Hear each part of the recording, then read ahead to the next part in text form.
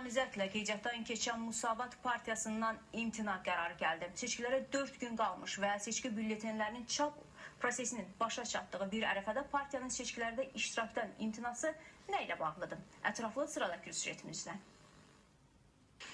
Müsavat Partiyası parlament seçkilərində iştirakdan imtina edib. Partiyanın 25 namizədi qeydə alınmışdı.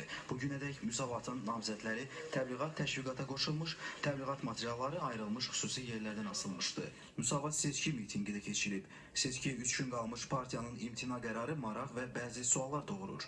Partiya başqanı Arif Hacılı söylüyor ki, Müsavat seçkilərə şərtlə qatılmışdı. Biz seçkiyə bağlı mühitin yaradılması, ilk növbədə siyasi məhbusların azadlığa buraxılmasını, seçki qanunvericiliyində demokratik islahatların aparılmasını, təbliğat kampaniyası dövründə bərabər imkanların yaradılmasını, əgər namizədlərə pulsuz efir vaxtı verilmirsə, seçkilərdə iştirak edən siyasi partiyaların rəhbərlərinin heç olmasa debatının təşkil olunmasını təklif etdik. Azərbaycan hakimiyyəti bizim bu təkliflərimizin heç birini qəbul etmədi. Arif Hacılı əlavə elədi ki, qərar əvvəlcədən avqustun 29-unda planlaşdırılmışdı.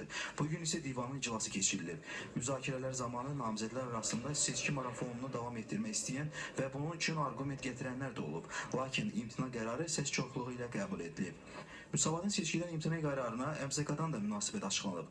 Komissiyadan aynısı bildirildi ki, Mərkəzi Seçki Komissiyası hər bir kəsə seçkilərdə iştirak etmək, öz aktiv və pasiv seçki hüquqlarını həyata keçirmək üçün lazımi şərait yaradır. Seçkilərdə iştirak edib etməmək hər hansı bir tərəfin öz könüllü seçimidir. Bu, özü də bir seçimdir.